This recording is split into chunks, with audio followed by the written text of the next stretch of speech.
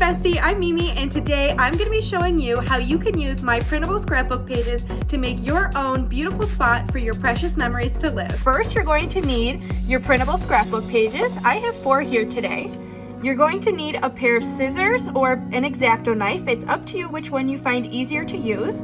You're going to need some double-sided tape or glue. And to bind your scrapbook, you're either going to need a hole puncher and some ribbon, or maybe some 3-ring binder clips, or you're going to need a binder with some plastic sleeves on the inside. And most importantly, you're going to need some photos. To start, I'm going to use this scrapbook page. And the reason why you need an X-Acto knife or scissors is so that you can cut out these 3-dimensional embellishments here. So the easiest way to do it is to turn the paper and knot your tools. So I'm going to be using the X-Acto knife, and the only things you have to cut out are the ones along this square. This square is what, or rectangle rather, this rectangle is what we call the photo mat.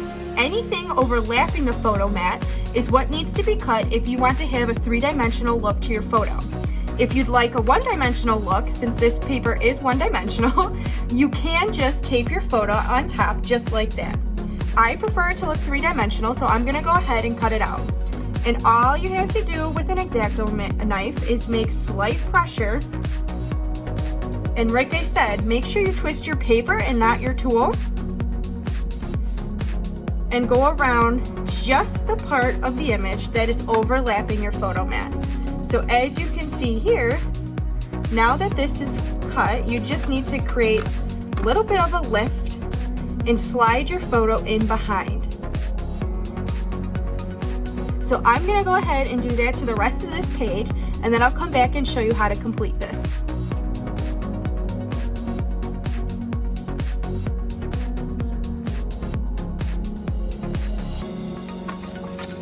Okay, so now that all of my images are cut around, oops, I think I forgot one piece here.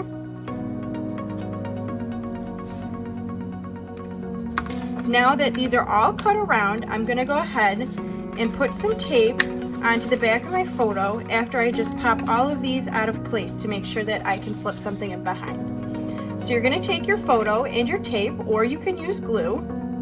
I find tape to be the easiest and most forgiving to pick up and down. You're going to line your photo with the tape or your glue, like I said. If your tape has a backing, go ahead and take that off.